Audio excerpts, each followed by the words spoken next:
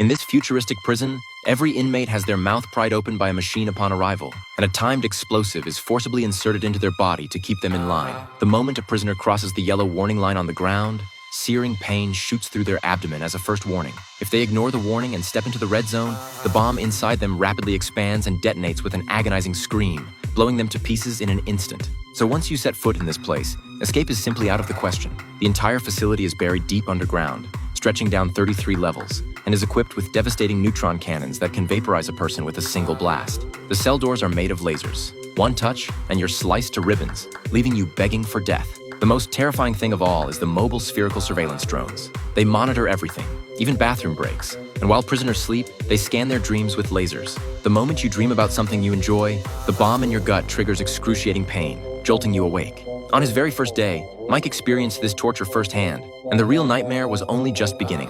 The next day, while doing forced labor at the worksite, Mike witnessed a fellow inmate getting beaten up. Without hesitation, he threw a punch to defend the guy, but in doing so, he drew the attention of the prison's most dangerous man. The number 187 was branded on his forehead, a designation reserved only for the most violent offenders. This brute was incredibly strong. He grabbed Mike by the throat and hurled him to the ground like a rag doll. Fortunately, a patrol drone caught the fight on camera and immediately triggered the bomb's warning system, forcing the violence to stop. All three men were thrown into laser cells, standing bolt upright, unable to move a muscle. Shortly after, the system began interrogating them about what started the fight. The inmate Mike had defended was too scared of retaliation to say anything. Unable to stand it any longer, Mike took the blame himself, claiming he started the whole thing. In the end, Mike was dragged into the warden's office. The warden despised his heroic meddling and coldly delivered a devastating piece of news. Mike's wife had also been locked up in this very prison. Her crime? Getting pregnant with a second child. In this future society where resources are desperately scarce, each family is allowed only one child. Anyone who violates this rule is dragged into a surgical room where the mother is executed, leaving only the baby behind, all in the name of population control. Learning that his wife was trapped here too, Mike was desperate to save her. But the women's prison was on the top floor, dozens of levels above him. How could he possibly break out of this hellhole? While Mike was lost in thought, the prison thugs suddenly appeared and kicked him down a flight of stairs. The two immediately started brawling. The warden watched the whole thing unfold but deliberately did nothing. He clearly wanted to see Mike beaten to death. As Mike started losing ground, the warden even ordered the bridges retracted, shrinking the fighting area to a narrow metal platform and cutting off any chance of escape. But then something unexpected happened. Mike spotted the thug's weak point and launched a vicious attack on his groin, turning the tide. Seizing the moment, Mike landed a powerful kick that sent the brute tumbling off the edge of the platform. Watching him dangle between life and death, Mike hesitated, unsure whether to save him. That's when the warden's cold voice cut through. He ordered Mike to finish the man off. The command only sparked Mike's defiance. He reached down and pulled the thug back up. This made the warden lose face completely. Humiliated and furious, he fired up the neutron cannon, aimed it at the thug, and blasted a hole straight through his stomach, killing him instantly. But even that wasn't enough. He activated the punishment mode on everyone's internal bombs, sending every prisoner writhing in agony. Then, using Mike's disobedience as an excuse, the warden had him dragged away to face the prison's most brutal punishment. Mike was strapped into a circular device, the prison's most dreaded form of torture. Once activated, his body was spun at high speed from every angle imaginable. He endured this inhuman torment for 3 full days and nights. When he was finally returned to his cell, every inmate was stunned by what they saw. Mike couldn't speak.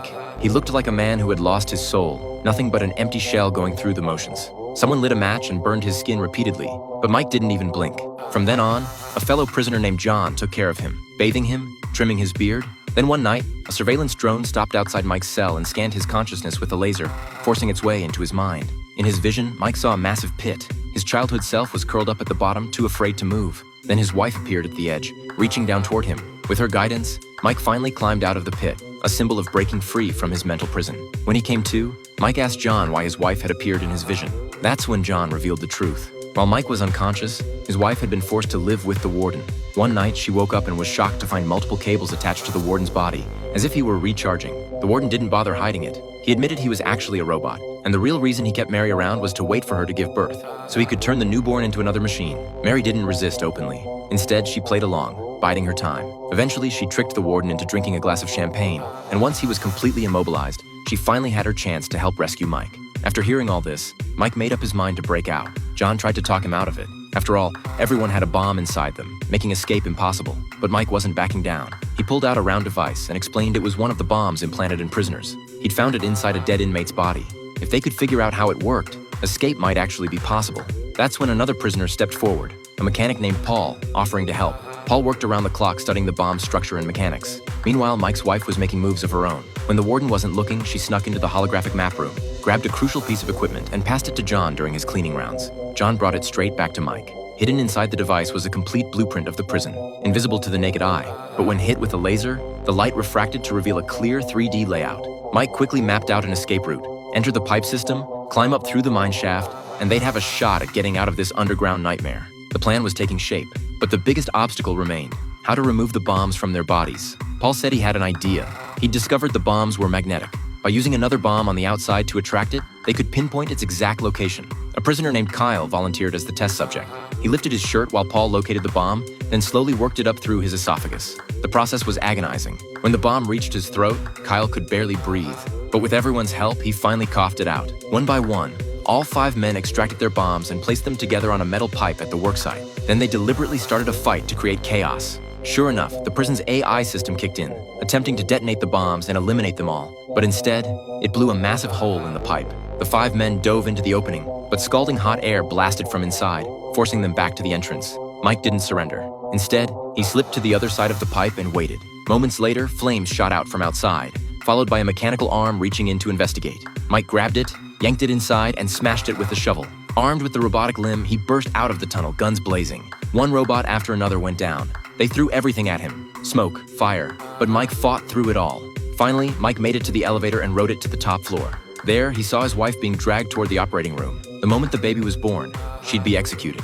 In desperation, Mike took the warden hostage and demanded he order her release. The warden complied, but the prison's AI system refused the command, declared the warden a traitor, and killed him on the spot. Mike rushed to the control room with Paul, who immediately started hacking the computer system. His fingers flew across the keyboard, and just as he was about to finish, a robot burst in and shot him. Mike fired back, giving Paul cover. With his last ounce of strength, Paul hit the final key, and the entire AI system crashed. Mike stormed into the operating room, rescued his wife, hijacked a prison transport vehicle, and escaped the high-tech fortress. The next day, he parked in front of a cabin so his wife could give birth inside. But he didn't notice the prison vehicle outside mysteriously starting up on its own, plowing straight into one of his fellow escapees and killing him. When Mike saw what happened, he grabbed his wife and dodged the vehicle's attack. He set her aside, then opened fire wildly, drawing the vehicle's attention to himself.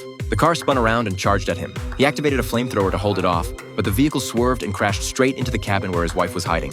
In an instant, flames erupted and the cabin was reduced to ashes. Mike completely lost it. He tore through the wreckage, desperately searching for his wife. Just when all hope seemed lost, he heard a baby crying. Following the sound, he found her, holding their newborn in her arms, miraculously unharmed. But in this hyper-advanced future world, how long can this little family of 3 stay hidden?